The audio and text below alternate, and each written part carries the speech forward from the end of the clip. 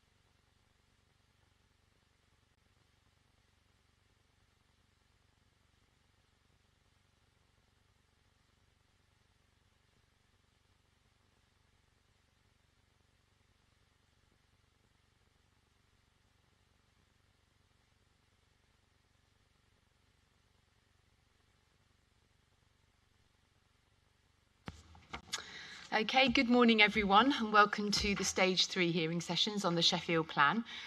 For those of you that I haven't met to date, my name is Katie Child. I'm a Chartered Town Planner and a Planning Inspector, and along with my colleagues David Troy and Rosie Morgan, we have been appointed by the Secretary of State to hold the examination into the soundness of the Sheffield Plan.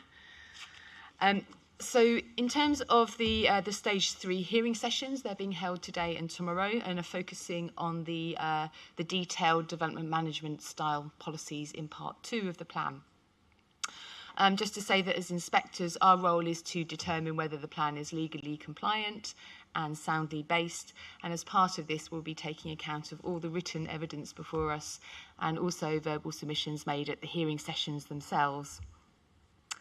So the hearing session this morning will cover the general approach to policy zones, that's in Part 2 of the plan, Matter 19, which is residential development policies, and Matter 24, which is design and built environment policies.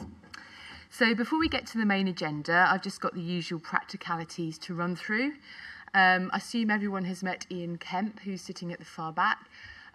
He's the programme officer, so if you have any practical questions during the morning session, then please see Ian. Can I check that everyone has a copy of the agenda in front of them? If you don't, if you could raise your hand if you'd like to have a copy. No, that's fine. Just a reminder to turn off mobile phones or put them on silent. If anyone is intending to film or record this session and share images online and with others, please be aware that you will be responsible for complying with relevant data protection legislation. Okay, I'll now turn to the Council just to talk through any fire alarm arrangements. Thank you. Good morning. We aren't expecting a fire alarm test today, so if you do hear the fire alarm sound, we do need to evacuate. We leave by the stairs in the direction that you came up, so through the back door and down the stairs, and we gather together outside the winter gardens by the large silver balls. If you have any issues accessing the stairs, please alert a member of staff and we will assist with that matter. Thank you. Thank you very much. So just a few words in terms of how the session this morning will run. Some people around the table are probably going to be more familiar than others. So it's a structured discussion based on the agenda before us.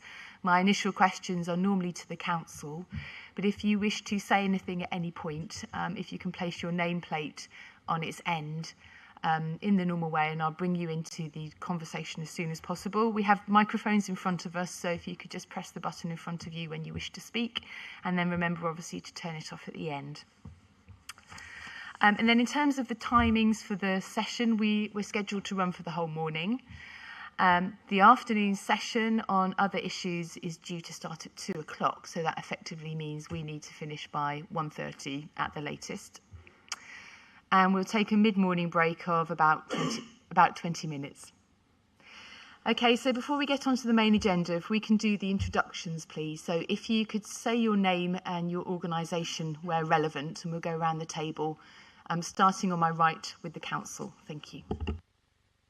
Thank you. Laura Stevens, Local Plan Team Lead for the Council. Sarah Reid, King's Counsel. I'm instructed by the Council. I'm the Council's barrister. Simon Vincent, Strategic Planning Service Manager at the Council. John King, Principal Planning Officer at the Council. Mike Johnson, Head of Planning at the Council. Chris Hanson, Principal Planning Officer at the Council. Ellie Roden, Principal Planning Officer for the Council.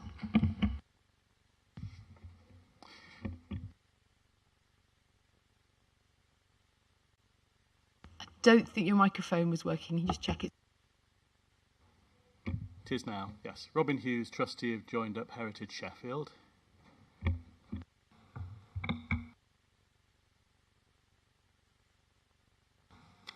Michael Edgar from DLP Planning on behalf of the University of Sheffield. So sorry, I missed your surname. Edgar, E-D-G-A-R. James Martin, Chair of the Access Liaison Group. I'm Peter Campbell from Tetra Tech. I'm representing Albany Courtyard Investments as owners of Crystal Peaks.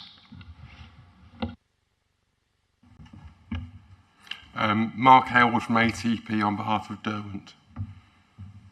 Thank you. Thank you. Rachel Damon from the Home Builders Federation. Our members include the big PLCs and small and medium regional house builders as well. Apologies, I missed your surname. Damon Man.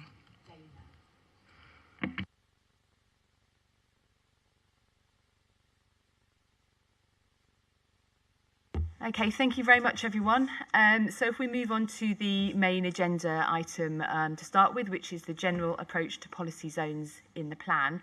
So the plan in part 2 sets out a zoning-based approach, whereby the city is effectively mapped and categorised according to different zones as shown on the policies map. And then part 2 of the plan obviously sets out a series of policies to guide development in those different zones. So the questions this morning really sort of amalgamate some of those zones and talk about how they operate together and look at whether the policies are clear and effective. So in terms of the sort of initial set of questions about the reasons for zoning, if I could just ask the council to just start off outlining for me really your key aims and purpose of the policy.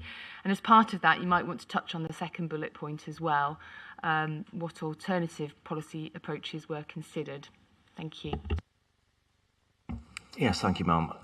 I think it's worth saying right from the outset, we think it's important that the plan obviously sets a clear spatial vision for how we want the city to develop, and we talked about that as part of the overall spatial strategy in part 1 of the plan in the sessions last year.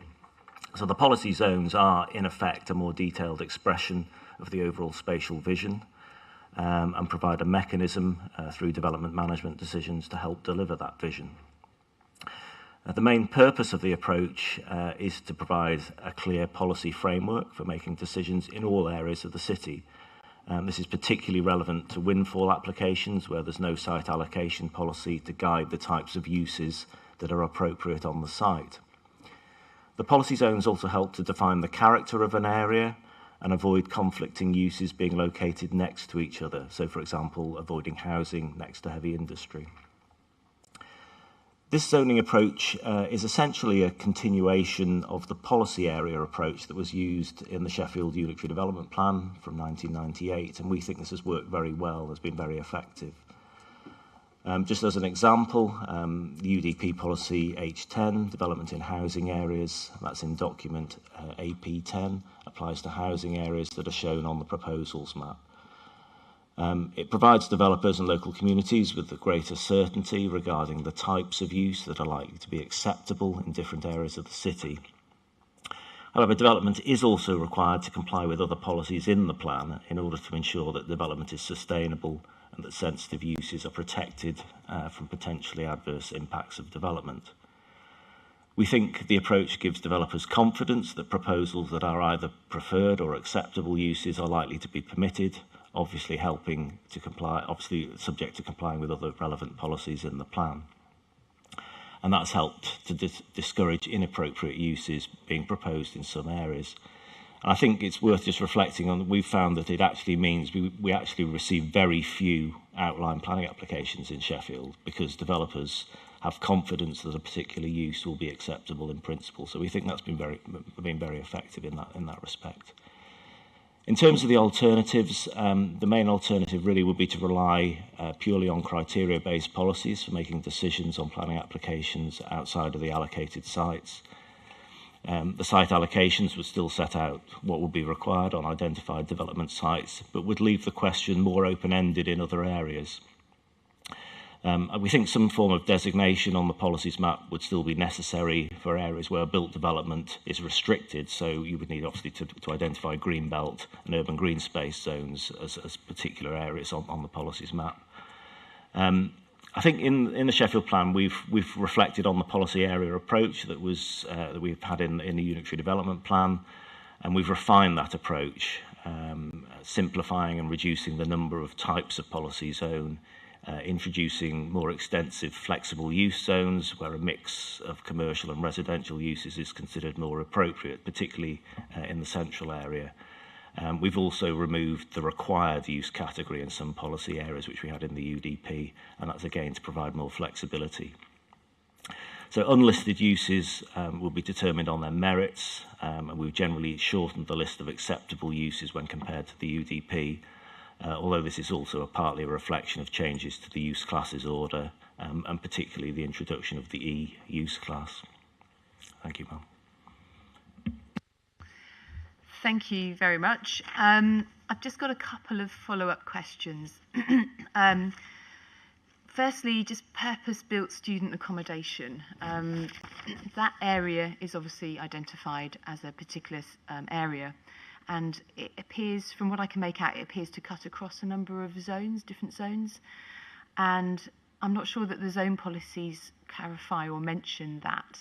And I wondered, is there a need for that clarity, cross-referencing somewhere within the policies? Because I think if you're reading the policies and you were seeking to apply for purpose-built accommodation, you might be a bit confused. Is that something that you've thought about, or perhaps have you just thought that the purpose-built student accommodation policy can be just read? Thank you, Mel. Yes, I think that's a sensible suggestion. I think as long as it then went on to say it was delivered in accordance with policy NC6, that would be appropriate and probably quite helpful. I think perhaps just to add to that, I mean, I think residential uses generally are acceptable in most policy zones. They're only limited really in industrial zones and general employment zones. So there's quite a lot of flexibility as to where they could go. And as Mr. Hanson says, as long as they're complying with the policy on purpose-built student accommodation, then there's not really a problem. So. Does anyone else around the table wish to comment on this quite specific issue? No. I think if you could just perhaps look at that, and just if there is a need for some cross-referencing in there, just to provide that clarity and make the policies more effective. Thank you. I just had also a question about the flexible use zone, and I just wondered if you could just sort of outline for me the role and purpose of that particular zone. Because I note that within the policy, it does refer to the fact that more housing is expected to come forward within those zones. So I think I was particularly just interested in the difference between the residential zone and the flexible use zone, because it appears that actually the flexible use zone might be becoming more residential in the future. I just wondered how that tension exists. Yeah, I mean, I think the central area in particular is where you see a lot more mixing of uses, particularly on ground floor levels. Obviously, you get shops, leisure uses on ground floor, so quite a mixing of uses within the central area. And there are also other areas, typically around district centres, where you get that mixing of uses and uses that can exist, quite happily together. Without any significant conflict, subject to complying with other sort of environmental safeguard policies within the plan. I think it is true to say that some of these areas have transitioned or are transitioning from sort of commercial areas to residential areas, and I think it's something we would monitor. So there are some areas which were perhaps more mixed use or flexible use in the UDP, which have become much more residential in character and will become residential zones in the future. So I think it's something we would monitor, and if the character changes over time, then in the next review we would change those to more of a residential zone. No, thank you for that. That makes sense. Thank you for clarifying that point.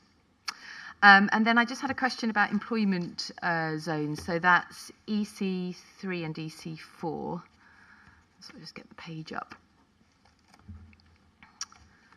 And can you just outline for me the differences between these two zones? Because a lot of obviously the uses appear to be in the same categories. I think the industrial zones are intended to be much more the heavy industry zones in away from sensitive uses. The general employment zones, or I suppose, are a bit more of an intermediate area. You might typically find them in parts of the lower Don Valley, where you've got quite a lot of leisure uses. Again, probably not areas that you would necessarily want to see residential uses, but they might be appropriate, for example, to allow hotels in certain circumstances.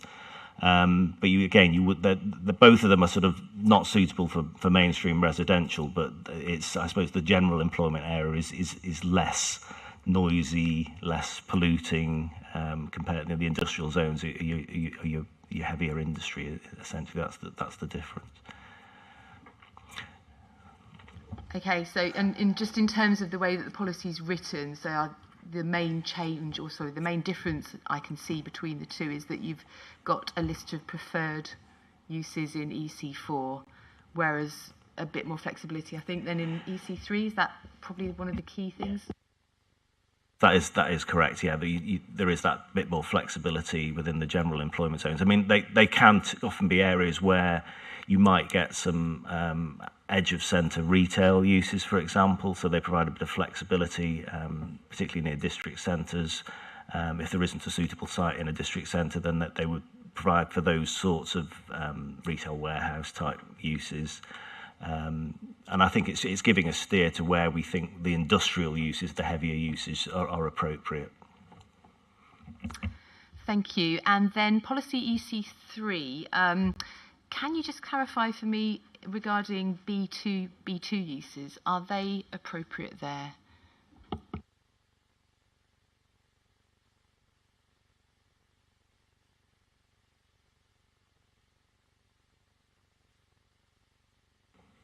Yeah, we haven't listed those specifically as an acceptable or preferred use in those areas. They would be determined on their merits. I suppose it's that subtle difference between the industrial areas and the general employment areas. We're not saying never to B2, but we need to be mindful of the mix of other uses within that area. So I think it's better that they are determined on their merits.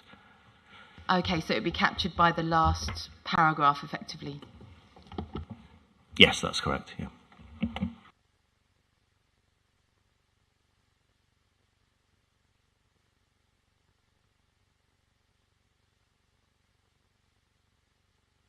Thank you. And sorry, I had one more question before we get to the next bullet point on cultural zones. So policy VC2 on page 72.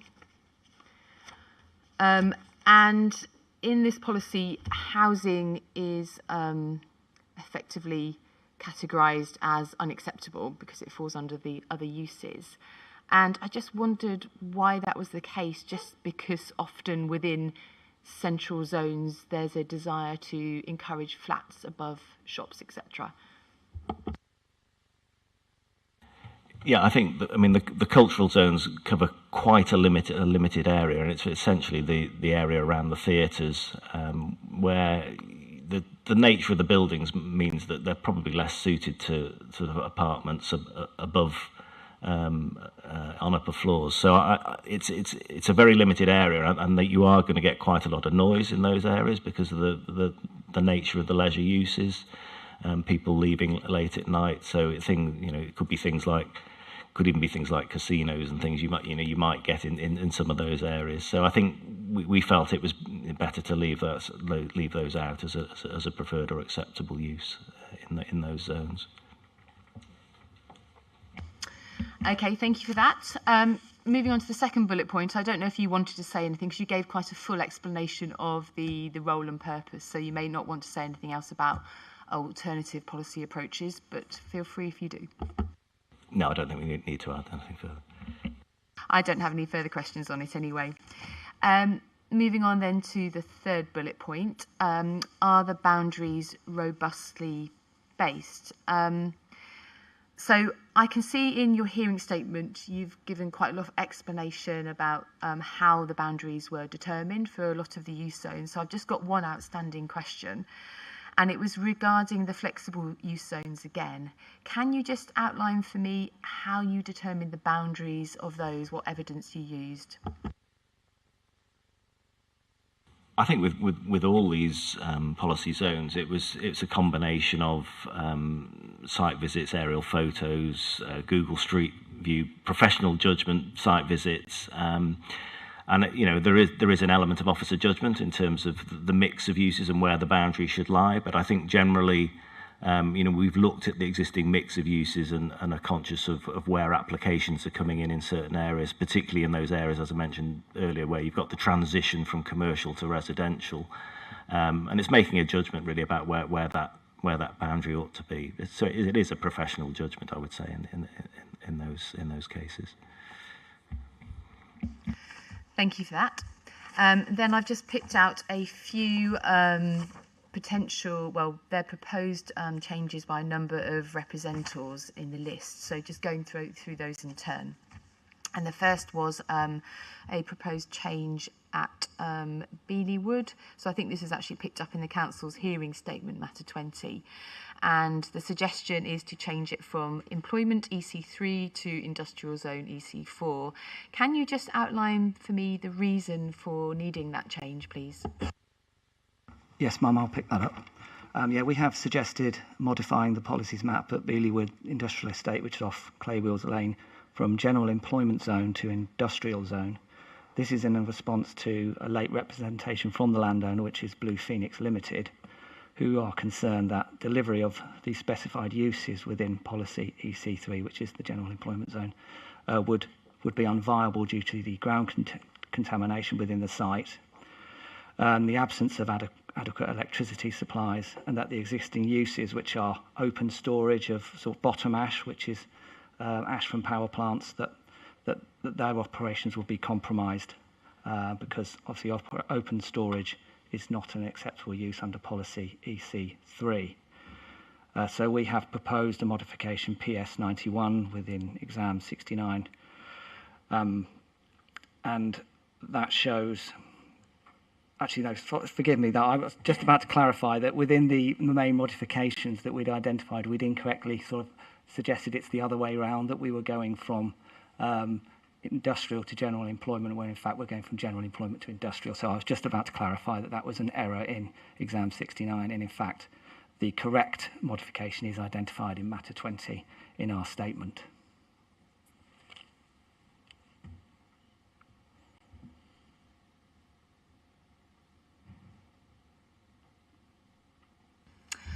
Okay, thank you for that. Does anyone around the table want to comment on this particular site? No? Okay. So just to say that I would agree then with that change. That sounds reasonable to make that change.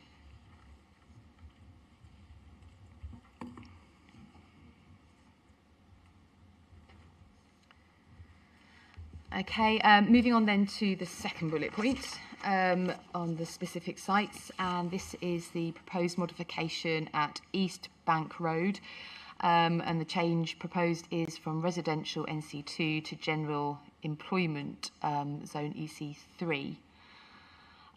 So I can see in your matter 20 statement that you've not only proposed the change of zone, but there's also reference there to deletion of allocation site SS10, which I have to admit, when I was reading that last week, that came as a shock to me, because in your matter 14 hearing statement, which covers SS10, and that was actually an area that I dealt with last year, it basically says that SS10 is fine to keep. So it wasn't on the agenda, so it doesn't appear as a change in the list of actions and modifications from the last hearing session. So can you just outline for me, I mean, perhaps things have moved on again. Yeah, I might ask Ms. Roden to comment, but I think we were under the impression that SS10 had been removed last year as a proposed allocation, and we haven't included it in the housing trajectory. So yes, I then went to the housing trajectory and I saw that it was missing, and I was like, well, I didn't spot that because no one told me. Because sometimes the numbers aren't concurrent. There are a few numbers missing, aren't there, anyway? So yes, if you can clarify, because I don't think that we covered it at all, unless actually at the hearing sessions. No, Mum, you're correct. It's not on the trajectory. I'm going to bring up the notes from the hearing, if that's okay, because our database is being slow. So I might have to just clarify once the notes from stage 2 have been opened up. So I just need to refresh my memory as well. Okay. Yeah. So I do apologise. In terms of the published note, I couldn't see it on there.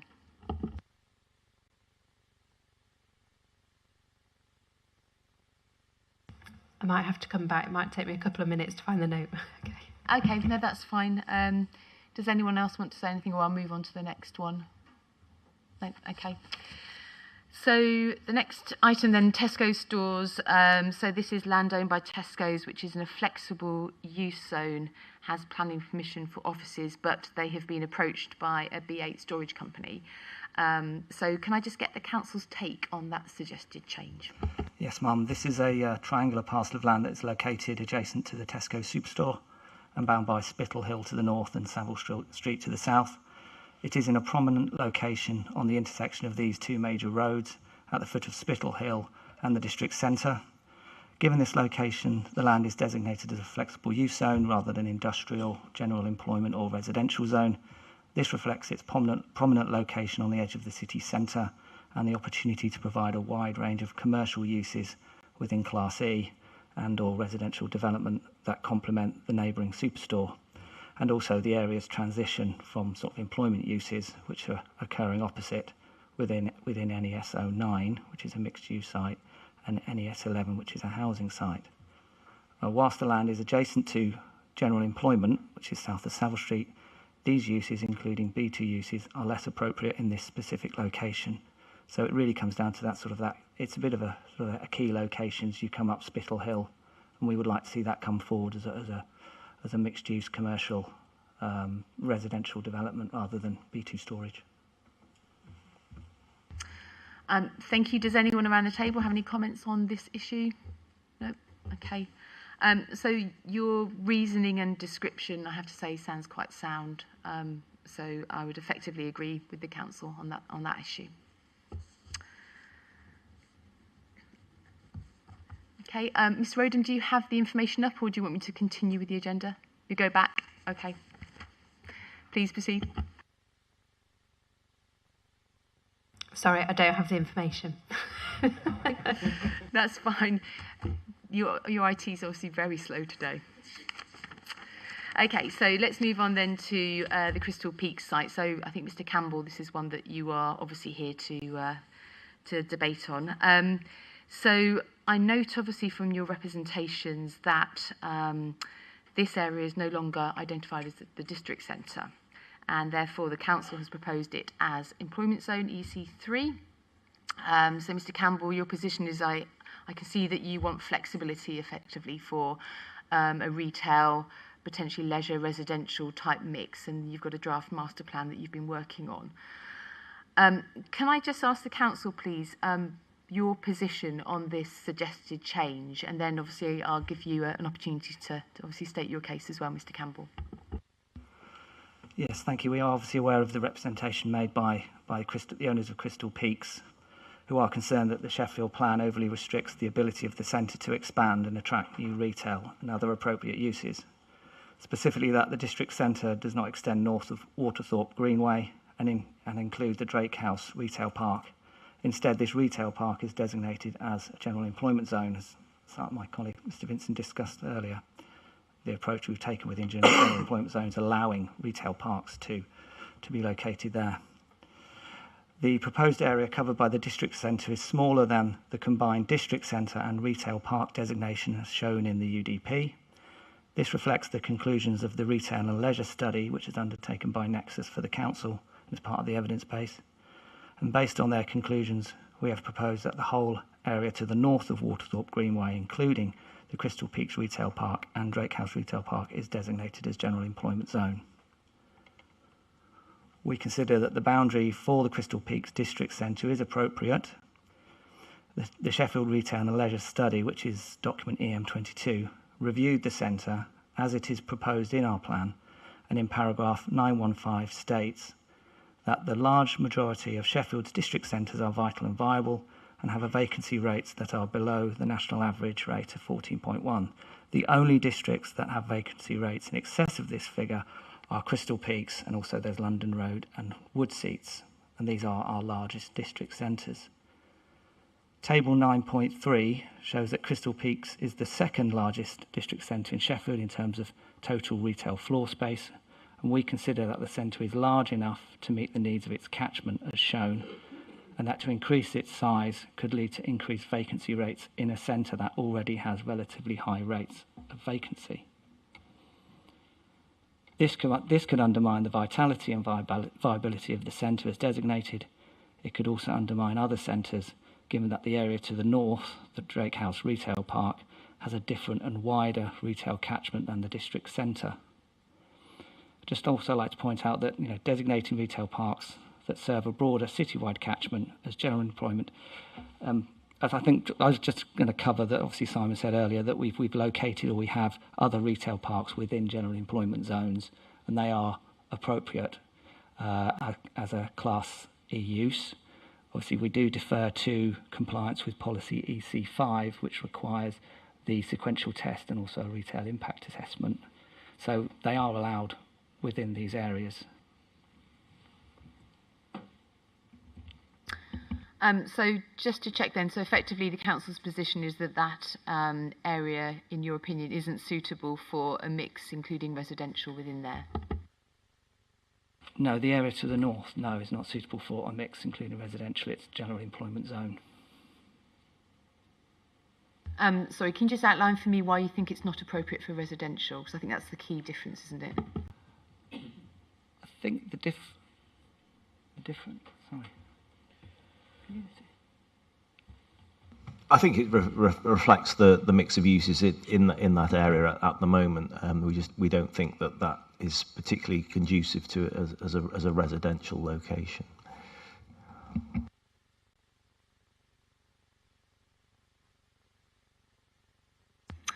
Thank you very much. Mr. Campbell, would you like to come in now and talk about your client's case?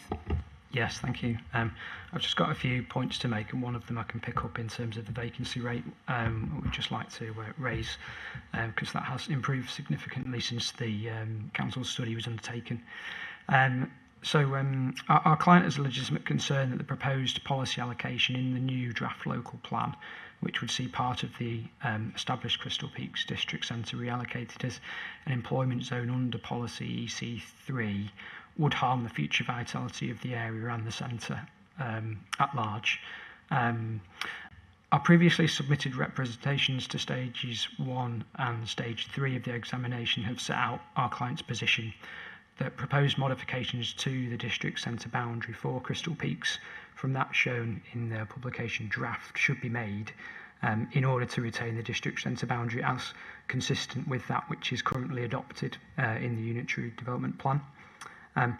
I've got 4 specific areas that in our view we wanted to raise today and where the policy position taken by the draft local plan in this regard we feel has not been positively prepared or appropriately justified.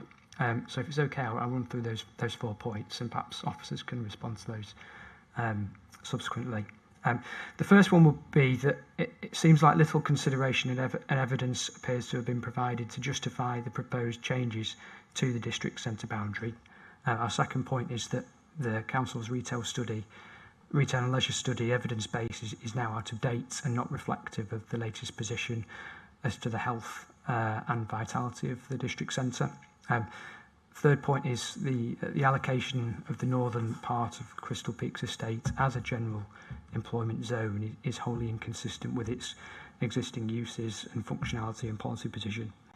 And fourth point is, in terms of the draft plan, in this regard, would fail to support the future investment and would stifle investment opportunities, which our client sees as this is a growth location. So just to elaborate on the first point a little bit more in terms of changes to the district centre boundary, not in our view being evidenced as properly justified. The council's latest retail study from 2022, from our reading, didn't specifically recommend any changes to the boundaries for the district centres. Looking at paragraph 9.29 of the main report, it's simply stated by the author's nexus that we have reviewed the current boundaries of the 17 district centres which are considered to be appropriate. Whilst detailed changes to the city centre boundary, primary shopping area and central area boundaries were discussed in detail within the report and supported by illustrative plans, no recommendation was made in the 2020 study to make any amendments to the boundary for the Crystal Peaks district centre. Similarly, in this regard, the health check assessment undertaken as part of that study and its supporting survey map of the centre was based on a boundary defined by Experian Go data, and that was confirmed in the report. And it's important to highlight the distinction that Experian Go provides a data source for land uses. It does not seek to it doesn't intend or seek to define town centre boundaries for the purposes of the planning system, and from our reading, it appears that the boundary was largely taken forward and incorporated into the draft local plan without detailed interrogation, kind of reliant on that data source. Our client's done quite a significant amount of shopper survey, customers survey data surveys on the site, and we believe that the redefined centre boundary would overlook the existing relationship for shoppers between the southern and northern parts of Crystal Peak. So their survey data has consistently shown a strong customer interaction and linked trips between the shopping centre or the shopping mall and the retail and leisure units within the Crystal Peaks retail park. So the latest survey data they have from 2024 found that nearly 1 in 3 visitors to the Crystal Peaks retail park also visited the shopping centre. And similarly, nearly 1 in 5 visitors to the shopping centre indicated that they would be visiting the retail park units. Sorry, can I just jump in there? I understand that the issue of the district centre boundary was discussed at an earlier hearing session. So today, what I wanted to sort of focus on more is just the definition of the zone. So whether it's EC3 or something different that your client wishes. So it's that issue rather than the boundary of the district centre that I'm focusing on. Sorry, I should have clarified that at the start. Yeah, okay. I think our main point of challenge, I guess, is the specific boundary. I think we've felt this hearing was probably the best kind of on paper as to make that point, but appreciate if that's been discussed. I think, principally the points are that boundary changes the policy climate for our client site. It adds additional policy restrictions that they think are unjustified, and I did want to make a point in terms of that policy EC3 does seem wholly inconsistent with the uses in terms of it is part of the established centre at this point in time through the UDP. The change is quite significant. I appreciate there is an avenue for continued retail and leisure uses in the northern part of the centre as it stands, but there would be further policy tests in terms of the impact test and the sequential test that need to be followed, which, with the centre being under one ownership, that would stifle investment and their master plan aspiration to more closely align the two components of their land ownership. And part of our thinking with that is that there is this connection between the two in terms of shoppers are travelling between the two. There is an underpass that links the two locations and a lift, so they aren't completely detached. And this point around that it does seem like the policy direction has been quite quickly focused on that GOAD centre data, whereas we think a more reasonable interpretation of that would be that the centre can be retained as per the current boundary. I mean, the policy EC3, that zone, it does allow commercial businesses and service uses Class E, so it does allow retail uses. The biggest difference I could see that it obviously doesn't allow, not the difference, but it doesn't allow residential. So within your representations, you were referring to, you wanted to potentially look at or explore mixed-use development of retail, leisure and residential. So it's the residential that would be obviously unacceptable within that zone. So is that still something you're looking at? That would be one component of our challenge, in that the master plan aspirations would be for a mixed-use area to the northern part of the estate, which would be stifled by, in effect, a policy position against any residential. But I think the more immediate point is the fact of the challenge that would be faced by our client as landowner in terms of the impact and sequential tests being applied to those units, where at the moment those units don't have those policy restrictions placed on them. And I appreciate there's a route to still continue retail and leisure uses within that area, but I think from an investment perspective that puts a further barrier on potential new occupants of those units. And twinned with that, we think there is the case that it does that area to the north does work as part of the centre and function as part of the centre, and its uses are aligned with the town centre use in being entirely main town centre uses, with the exception of one unit which is used by Halfords.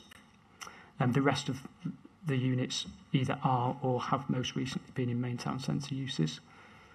So that's where our client has an issue in terms of the a wider general employment zone policy, which seems to be primarily focused around a wider set of uses, including B2 and B8, which some of the wider policy allocation covers, is not consistent with the position on the ground. Thank you for clarifying your position and your points. Does the council want to respond to anything that Mr. Campbell's just said? Yeah, regarding obviously the evidence base, this is a retail study from 2022, which we think to be reasonably robust. It is post-COVID, and that's a critical issue as well. So obviously, if there is further evidence that's been submitted, then obviously that's with you to look at and weigh that up in terms of that evidence versus ours. And obviously, we think it clearly sort of justifies the evidence in the retail study that there is no need to broaden the uses and allow for a more broad use of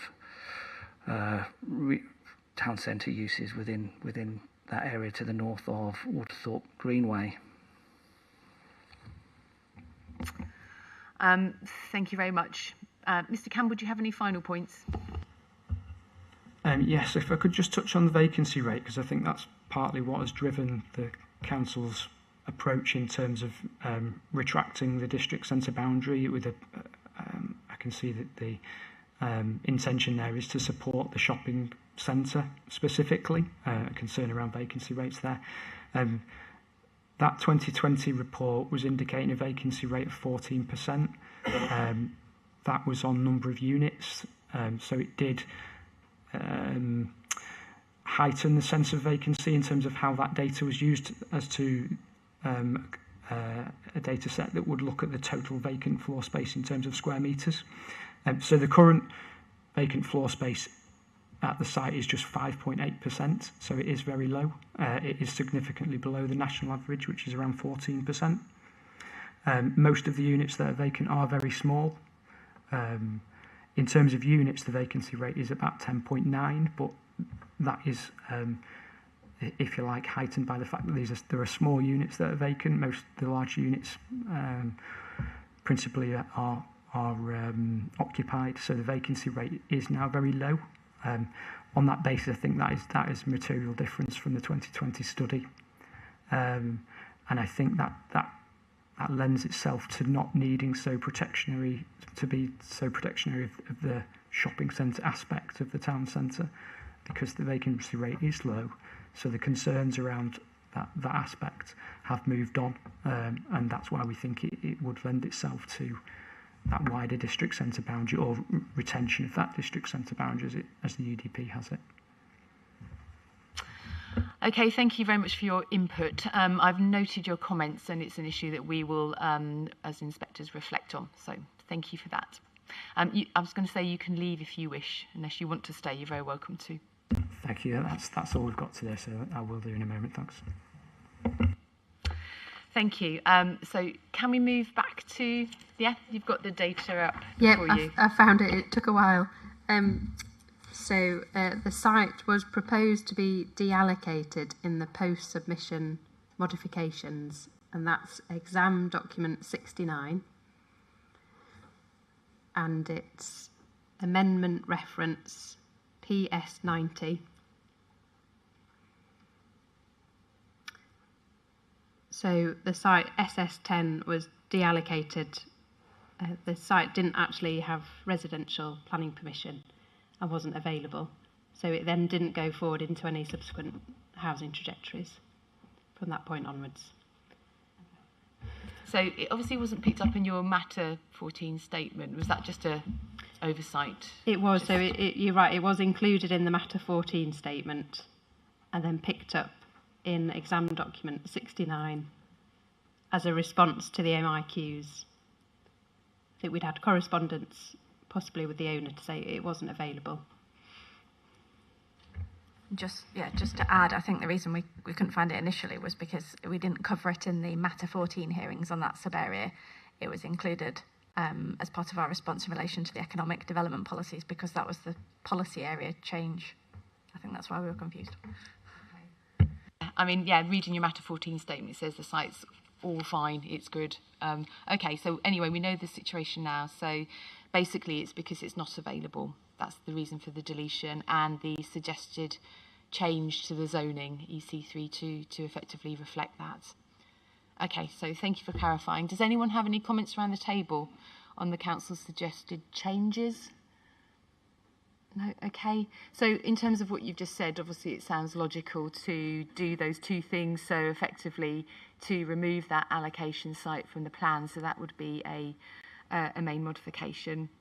And then obviously the change to the policies map to change the zone as well.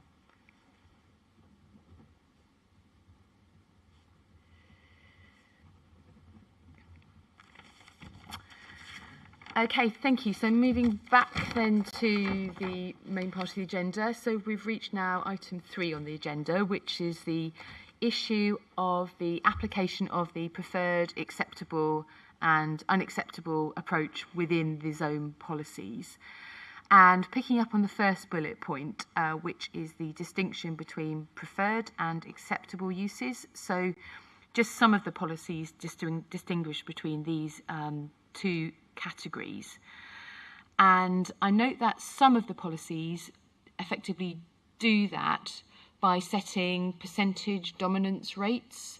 So looking at, for example, policies EC2, NC10, VC1, VC2, they basically say that preferred uses need to make up at least between 50 to 70% of the zone areas. And that acceptable uses are okay, provided they do not harm the dominance of the preferred use. So that's one approach. And then in a number of the other policies, which have the preferred and acceptable uses, you effectively don't have such restrictions. There's no percentage rate referred to. So that's NC2, NC17, EC4, EC8. You've just got a list of preferred uses and acceptable uses. So I've got just a few questions about those two slightly different approaches. So just firstly, I wanted to clarify how those dominance percentages in EC2, NC10, etc. were determined. And I think I'm just looking for a really simple explanation. So was it based on just that they're perhaps, you know, roughly half or just over half, or was it linked to the current level of provision and uses within those zones and wanting to actually retain that actual existing level? Yes, I think it's probably more of the latter, wanting to maintain the existing levels. I mean, I think it's ensuring that we have enough land opportunities for whether it's offices, retail uses, cultural uses, that there is enough land available for those and sufficient flexibility in those zones to maintain those levels within those zones. So yes, that's it really.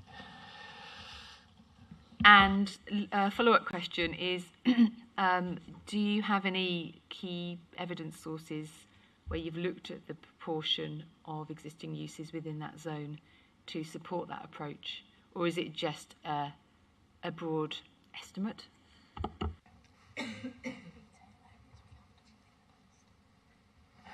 Yes, I think for the retail areas, we have done some analysis in the past. I would have to look back and see exactly what we've got on that. But I think it's more a sort of an estimate. I think is where we've gone with this. So there is an element of officer judgment in terms of what's appropriate to define the character of those zones as well. Noting that in some areas, as you've noted, there is no dominant requirement, but it's in those areas it's really trying to give an indication of what are the uses, the preferred uses of those that define the character of the area really. Thank you for clarifying. And then moving on to talk about the other policies then where you haven't got the percentage dominance. So that's including the residential zones, the hospital zones, industrial zones and university college zones. Can you just outline for me why you haven't got that same approach, why you haven't got the percentage or even a sort of reference to the core function or anything? Is just a list effectively those two types of uses? Yeah, I mean, for development management purposes in those areas, there's no real practical difference. As I say, I think the preferred uses illustrate the character of the area, and they are the main uses that prevail in that area. But it's from a development management point of view, the acceptable uses. We want to provide flexibility there in terms of which uses can take place in those areas. And I don't think there's any reason to prevent those acceptable uses. It's more just a reflection of the character really than anything else. No practical difference from a development management point of view.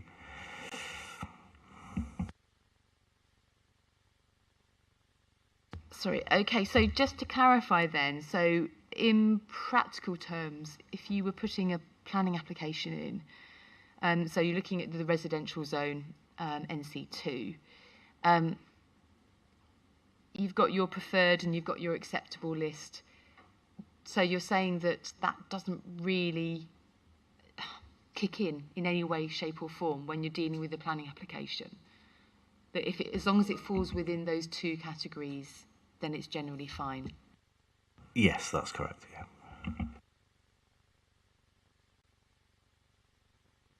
Perhaps just add that obviously it's subject to the other environmental policies within the plan. It would still need to, any use in a preferred or acceptable category would need to comply with other development management policies.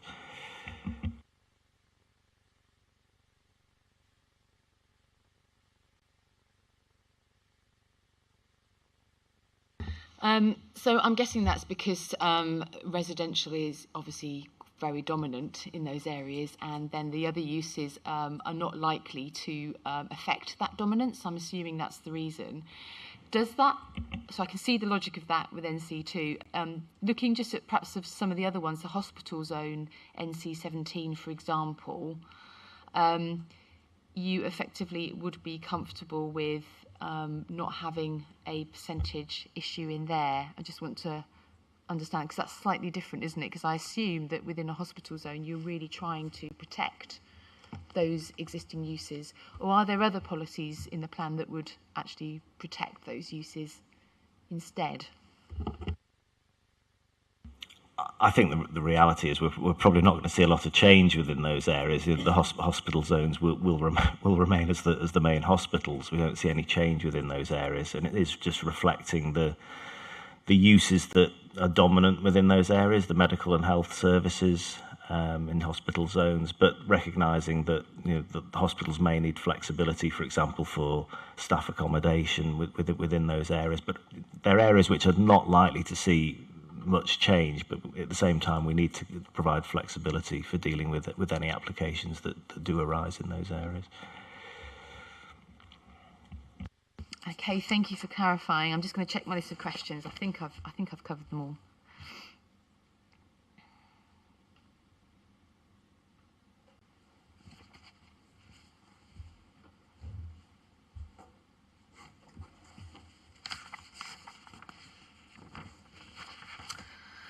Yes, I've covered all my questions on that, so thank you. Let's move on to bullet point 2, and this is how would proposals to extend and refurbish the existing unacceptable uses be dealt with in the zones?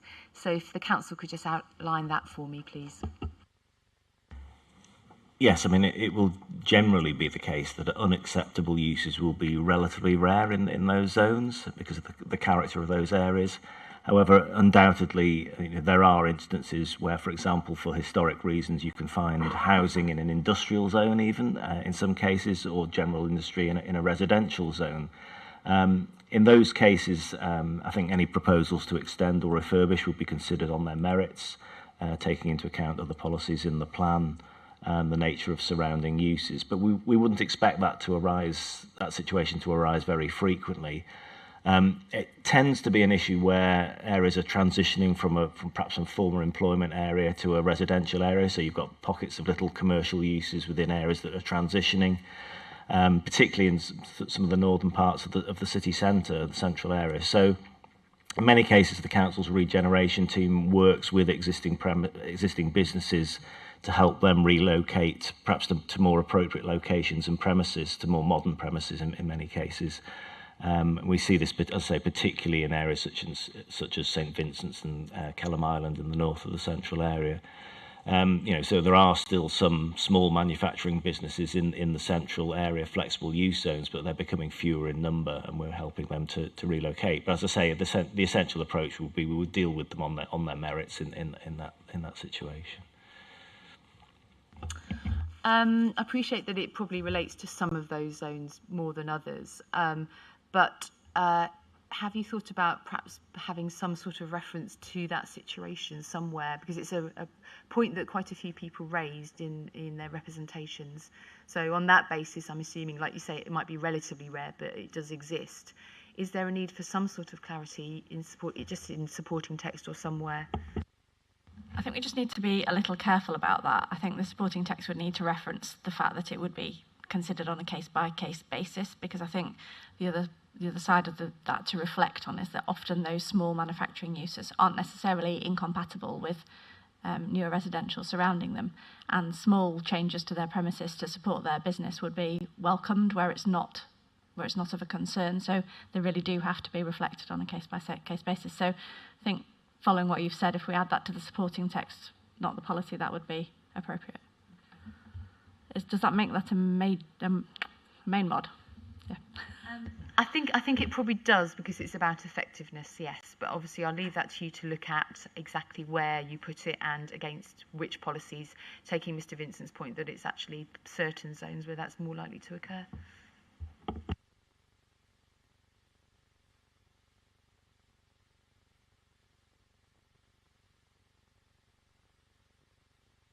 Okay, moving on then to the third bullet point. Do the zone policies provide clarity on how to deal with other uses, not specifically listed within the policies? So I note obviously that there's paragraph 211 in the plan, which talks about the amber light status areas. So this is other uses that are not specified or not listed, and it says those uses have this amber light status.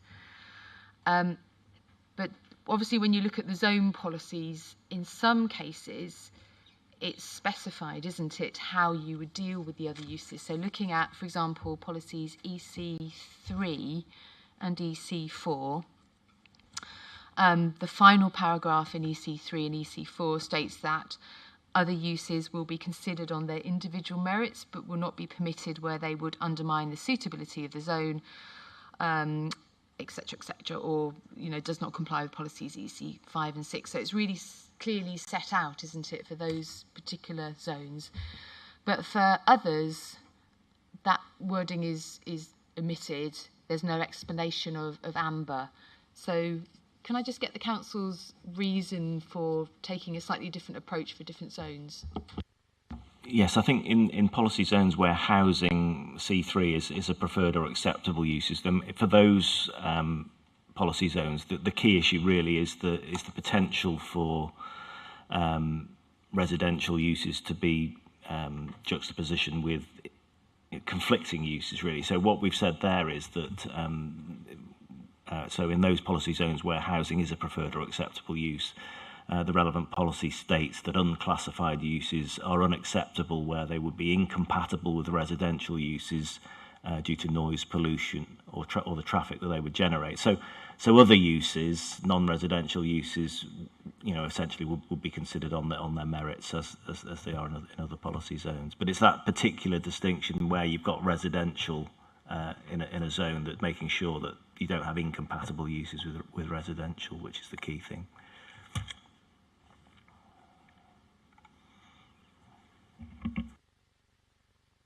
Okay, thank you for that. And then I think it was a specific point raised by one representative who might want to come in, is policy NC10. And within there, there's no reference to offices being acceptable uses. So this is development in district and local centres, and the preferred use explicitly says except for offices.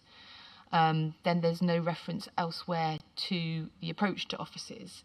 Can I just get the council's position on that, please, and if you could just explain that approach?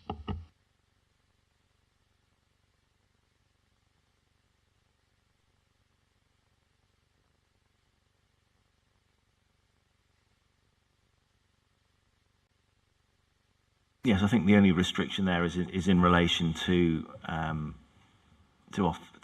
industrial processes and offices, e.g. 1, which I think from my memory of the use classes order is that whether somebody can just. That is offices. Sorry, no, apologies. Get my use classes muddled up. I'm not familiar with them yet either, so struggling. Excuse me, could you just ask the question again, because I was trying to read the policy and I couldn't see what the concern was. No, that's fine. So it's the preferred uses, the very first bullet point in NC10. It says preferred uses are commercial, business and service uses except for offices. I think it's just on street level. I think that's what I was going to say. It's to do with where the street level is referred to. I think if you read it as preferred, commercial, business and service uses, except for offices at street level. As in, offices are okay, but not at street level, because it's a district or local centre, so we'd prefer retail and active frontage uses at street level. So offices are fine if they're upstairs. Sorry, that's layman's language, I'm afraid, but I wonder if we might need to take away rephrasing that bullet. I would say yes, I completely understand where you're coming from. I can see the meaning, but yes, I think probably some clarity is required. If I could just bring in Mr. Aylworth now at this point, though. Thank you. Yeah, thank you, Mum. It was going back to NC16, actually. It was essentially the reference to the other uses and how they're defined and the way it's described in the policy. Sorry, is that basically, so I'm assuming that unclassified means sui generis. I suppose that's kind of essentially the interpretation of what unclassified would mean. And it says, it effectively says that will be an unacceptable use given potential reference to incompatibility with residential use. But if I can just take you, Ma'am, to one of the plan documents at EX87, which is the broad locations for growth. And that identifies an area around Wadsley Bridge.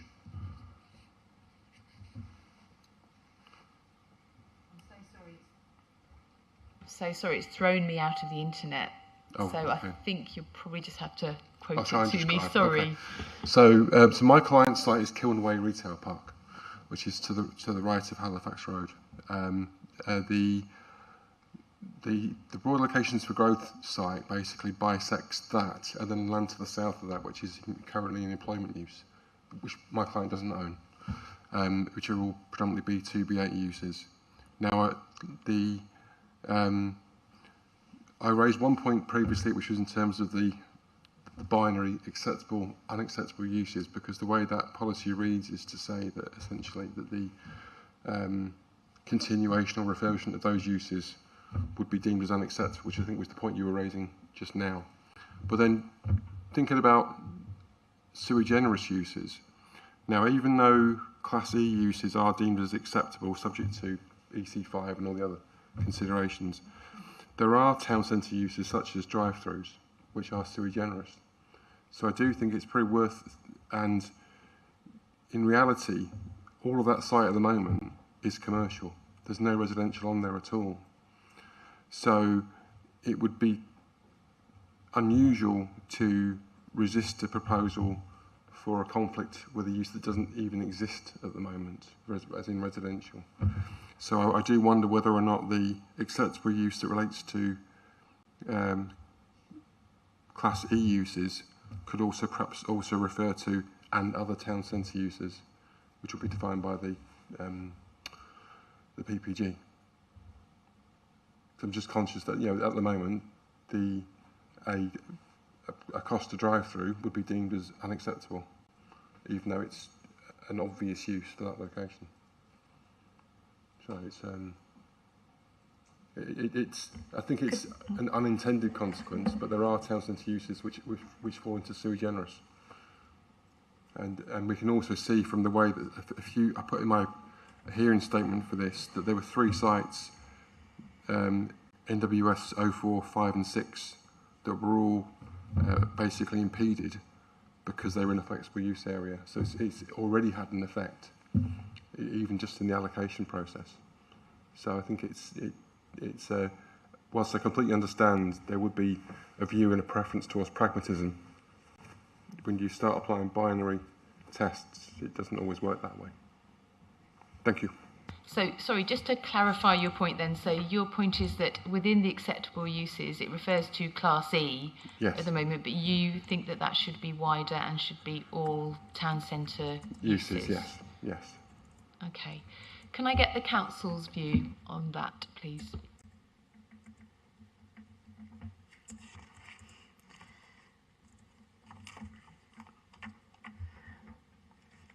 Just whilst my colleagues are pulling up the right place to refer to, I would just make the point I don't necessarily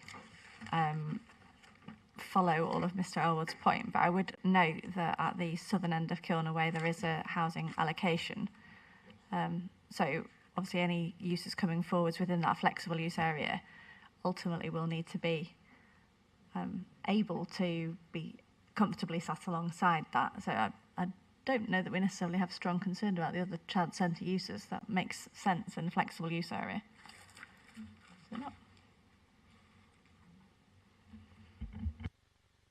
Yeah, I think I guess the issue for the council is that these policies all is sort of interrelated and sit together, and it's whether you make changes to one that then affects your approach in others, if you know what I'm saying.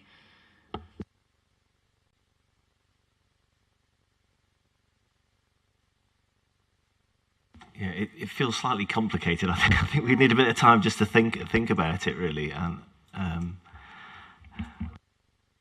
just going to try and add in that I think the problem is it's such a binary approach. It's unacceptable, and I think it's either or, that you add in an exception within the acceptable list, or you have another caveat in there somewhere that says, basically refers to kind of, you know, planning balance or what have you, because at the moment it would just fall on the wrong side of a line, an arbitrary line. So I think without having a mechanism to have a pragmatic view, it becomes problematic. So I think our problem really is it's too binary, and it just needs something else. I completely agree that, you know, you could have lots of separate exceptions and exclusions, but actually perhaps something else which is an opportunity for the council to take a view would be useful. That would be an alternative. Thank you. Thank you. Does the council want more time to reflect on that issue? We can come back to it. I don't think we think it's an issue. I think there's, if you look at the wording of in the unacceptable categories, that unclassified uses that would be incompatible with residential uses, they would be unacceptable. But so I don't understand. Two limbs to it, aren't there? It comes back to this issue about the amber status, doesn't it? That effectively, even though this policy doesn't refer to that, you've got supporting text previously where you have clarified that effectively all of those applications would be considered on their merits. Anything not mentioned in here, so some of those uses you've referred to aren't mentioned in there, but that doesn't mean they're unacceptable. No. They just would be considered against paragraph 2.1 in the plan. Yes. Does that give you some comfort, Mr. Aylworth? So just, if I can go back to the site, there's a retail park, it's existed, it's been there for 30, 40 years. There's a draft allocation, which of course we support for housing, in the south-east corner of that, occupies probably about a quarter of the site. But the other 3/4 of the site would remain as a retail park, but it's a flexible use area that supports residential, or could support residential in the future. I just want to understand that if a sui generis use turned up in any other part of the site, that's not going to be deemed as being in conflict with a potential residential use that doesn't exist. So I think it just goes back to my original point that it's not clarified in some of those policies. It is clarified how you'd approach all of these amber lists, and then in some policies it's not. It's just within paragraph 2.1. Mr. Johnson. It might be helpful perhaps to think about on the further information where we've not listed it a universal place in the plan. It might be paragraph 2.1 where if something is got amber status, we can refer the reader to the relevant part of the plan.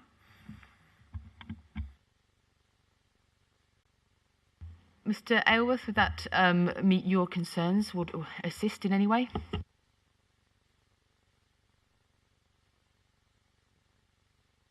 I think there's also an opportunity at 2.8, which is underneath the description of acceptable and unacceptable uses, and where we talk about policy zones that have no preferred uses.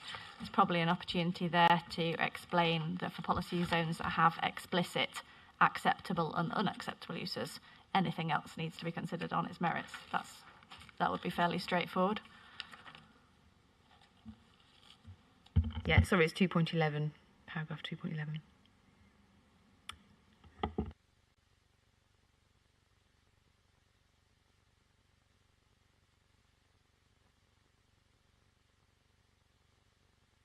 No, I said that would be a suggestion that we could clarify that in that paragraph.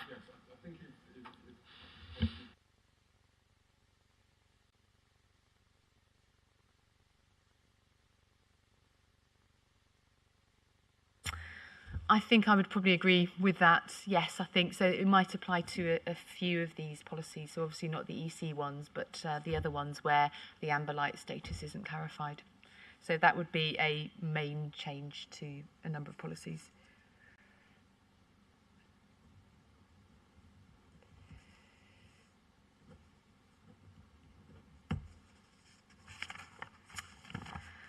Okay, picking up then on bullet point 4. So does the zoning approach and the identification of unacceptable uses provide a robust strategy and sufficient flexibility? So this might be picking up on the binary issue that Mr. Aylworth just mentioned.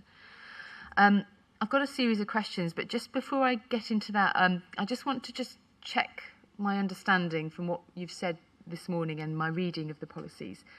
And I just want to check my understanding of how the policies will operate. So effectively, for all of the acceptable uses within the policies, so they will be also subject to your other policies in the plan and material considerations, etc. So that's acceptable uses.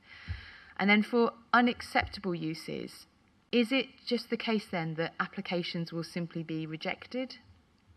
So without recourse to other policies, without recourse to site-specific material considerations or potential mitigation, it's just literally they are an unacceptable use, and therefore that would be your approach to the DM application. Is that right? Yes, that would be the case, yeah.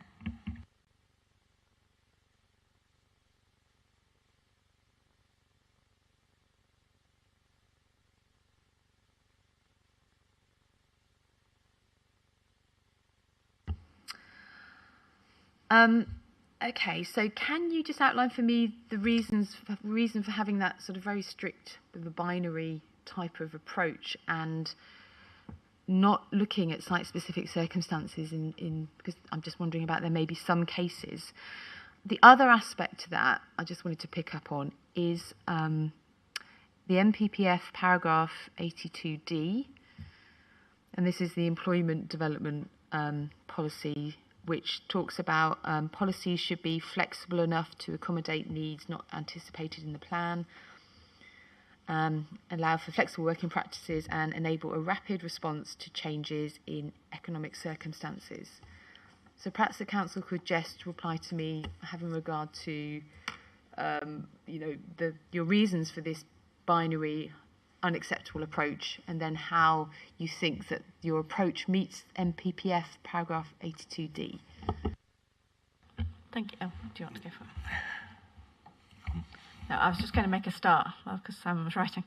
I think on the whole, it's in accordance with that paragraph in the framework. If we think about on a practical basis the type of agility that we might expect as working practices and employment changes, for example, those areas that we've set aside in policy zones which are acceptable for types of employment which are typically noisier, heavier, dirtier, keep those areas for those types of uses. If there were applications coming forward for uses that were in forms of employment that perhaps we are not aware of yet, or that are just emerging, and they would be compatible with other surrounding uses, whether that's retail or residential, for example, then they wouldn't fall foul of our list of unacceptable uses in all likelihood.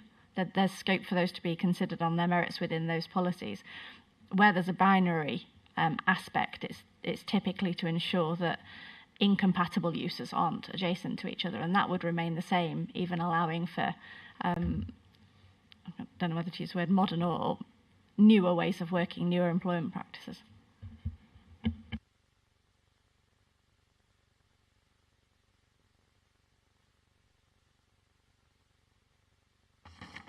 Okay, thank you. Sorry, did you want to come in? Oh, no, okay.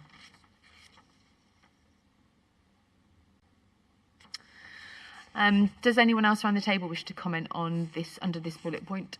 Or Mr. Elworth, you effectively already have. Okay, moving on then to the fifth bullet point, and the council's proposed modification to acceptable uses in policy VC1. So this is as set out in CD 31. Does anyone around the table have any comments on this proposed change? No, okay. So in that case, just to say that I would agree with that proposed change. That would be a main modification to policy VC1.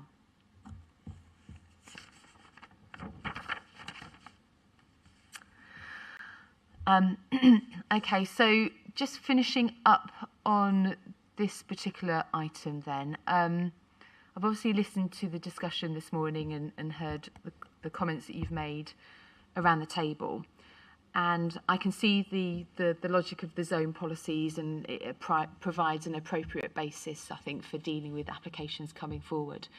I think the only feeling that we have as inspectors is just whether there could be some room to put some qualification to the unacceptable uses, and it's just the feeling that that's a very strong binary approach, and we're looking at something that would just slightly soften that yes/no approach. Obviously, it's make that the principal and firm approach of the council, but it's just having regard to these other circumstances where some of those unacceptable uses could be appropriate. And I think by saying that, we don't want to weaken your approach in any way, shape or form, but it's just having some sort of recognition that there are maybe some circumstances.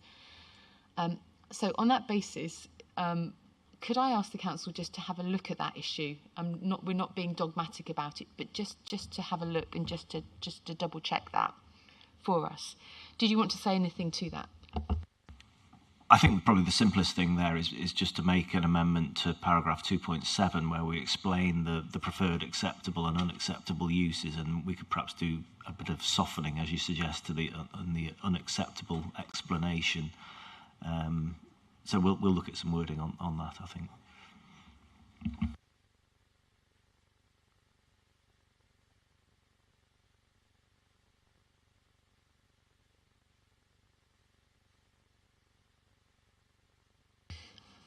Mr. Aylworth.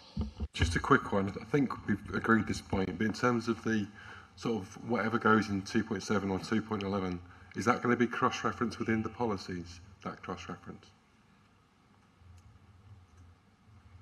I think just coming back to the unacceptable point, I think we'll take it away and have a conversation. I think in the past, just thinking of examples in the city where we've had a really binary acceptable and unacceptable approach to areas, and actually those areas, because the unitary development plan's so old, those areas have actually transitioned to unacceptable uses, residential principally from employment, and in the past we've sort of advertised that as an application that's contrary to the development plan. So I do wonder whether perhaps that change in wording, it's difficult how something unacceptable becomes potentially acceptable, but I wonder whether it's something that reflects a broader change in circumstances, maybe that might happen over time, perhaps, potentially. I don't know whether that is what is more on the inspectors' minds around that, or is it something that you think is more related to a case-by-case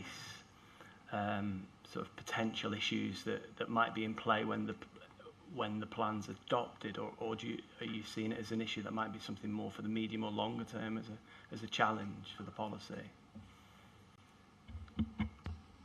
Good question. Perhaps it's a bit of both, to be honest. We're not looking for anything major here, I think, is the key point to make. So perhaps, Mr. Vincent, you suggested, was it paragraph 2.7, something within there? That, so if you want to make that a starting point, to have a look at that and see how that works. I think probably some wording which refers to sort of exceptional circumstances where there's been a change of circumstances which justifies an exception, something along those lines. And the other example of that rare example of where there are unacceptable uses within those zones that might be looking for an application to change. That's another example. Mr. Aylworth? It was just to confirm, did we agree that the cross-reference will be actually stated within the policy text itself? It was the supporting text, I think, that we agreed on. So there would be reference. So if you're reading the policy, it should, be read as a whole with the supporting text. Okay. I know in some occasions officers will give lesser weight to the supporting text than the policy itself. So if the cross-reference isn't in there, I'm not quite sure it'll be given the weight it's been given here. Yeah, no, point taken. Okay, thank you, I've noted that. Thank you. Okay, thank you. Right, I've got no more questions under item 3. So item 4, does anyone have any other issues relating to the zone policies which they wish to raise? No? Okay. Yes. Yes. Okay. That's unusual, but please proceed. Do you want me to start? Yes, just a couple. We would like to propose. So we'd like to propose a change to an urban green space zone, from that to a residential zone in the area of Norton. I think it's already a housing area in the UDP at the moment, so it would actually be a retention of that status, but a change from the submitted plan, the submitted policy map. And that's to acknowledge that planning permission has now been granted for new homes at that location. Okay, on that basis, that sounds acceptable, yes. Okay. Somebody else? Oh, there's another one as well. So this is to regularise a policy zone at Lawton Road, northwest of Meadowhall. Might be Loughton Road. We'd put that forward. It's a corner which we'd put on the policies map as an urban green space zone and residential zone. It's actually a warehouse or a small factory on the edge of a general employment area, and it's in employment use in the UDP, and we'd like to continue that use as a general employment area. It's a very small area. It just regularises it to reflect what's actually on the ground and what's the continued use there. So I'm busy scribbling. Can you just, you said that was at Meadowhall? Sorry, it's not at Meadowhall. It's at Lawton, spelled Laughton Road. That might not be how you say it. Sorry, can you just clarify the change again? What was the zone change? It's from a combination of urban green space zone and residential zone to general employment. to give you a bit of context, it's about the size of 2 houses, if that.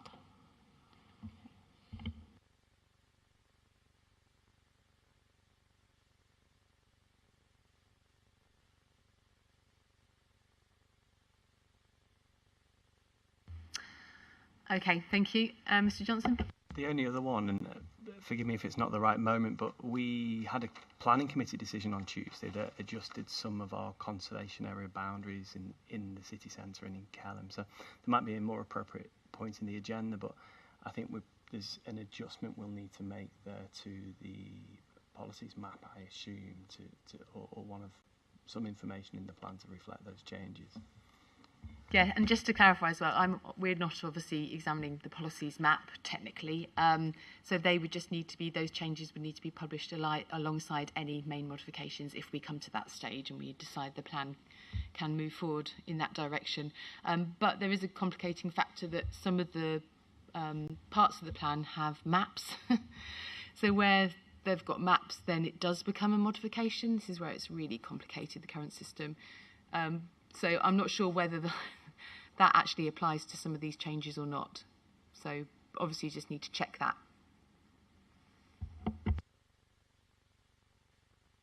Okay, were there any others? That's it.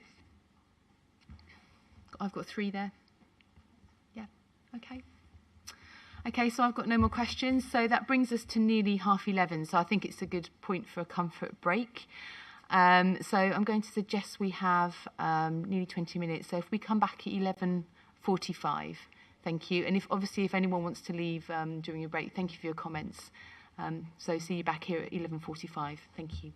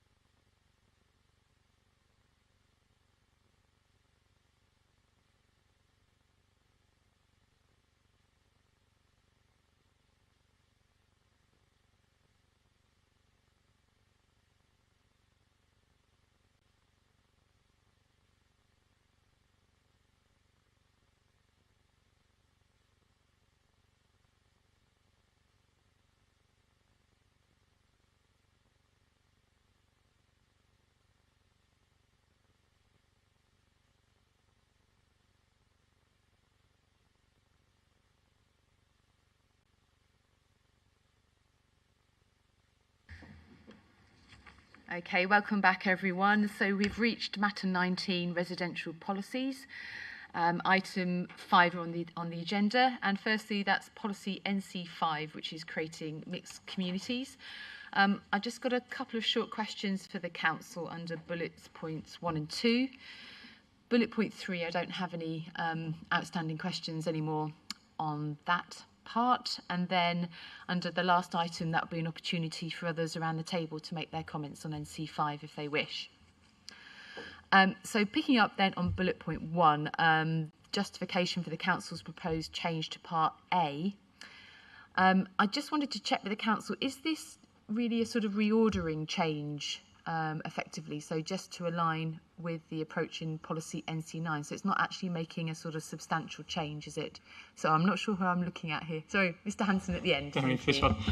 Yes, ma'am, that's correct. I think the definitions in the two policies were very similar but slightly different, so we're just proposing to amend NC5 so it reads the same as NC9 to hopefully simplify interpretation of policy. Thank you. Does anyone around the table have any comments on that proposed change? No? Okay. I was just wondering actually whether it's a minor modification, because I'm not entirely sure it's needed for soundness. I can see how it would be nice. So I think probably on that basis I would say it's a minor, and obviously leave that to the council to determine whether you take that forward or not. Then under the second bullet point regarding justification for the 20% concentration level, I just had a quick question for the council about that rate and how you derived it. We did ask the question in our MIQs, and you've basically sort of given a response and saying, yes, we did that in the core strategy. But I think I was really sort of just, in terms of really what is it based on? Is it just effectively a judgment about what provides a good mix of housing in those areas?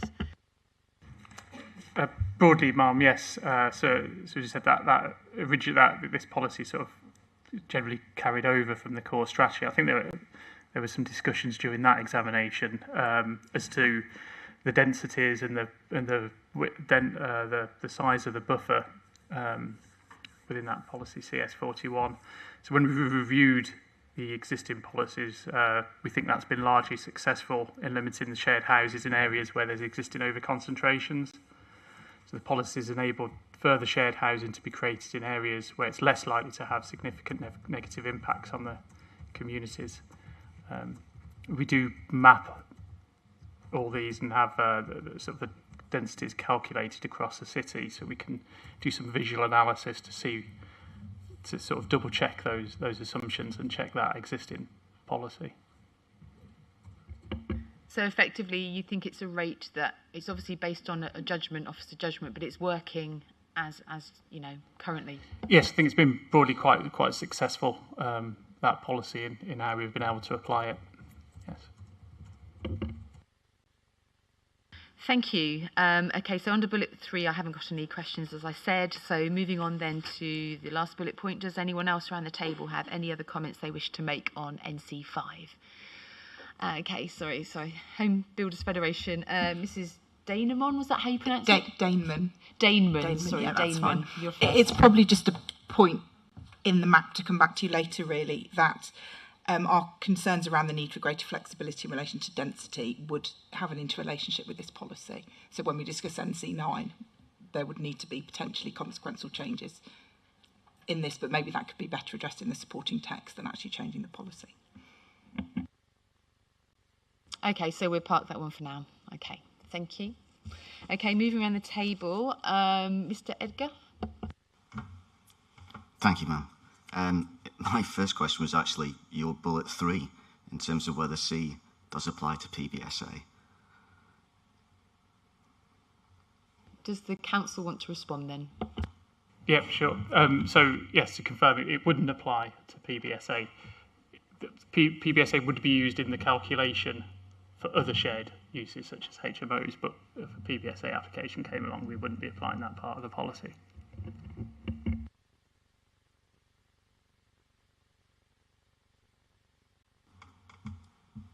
Thanks.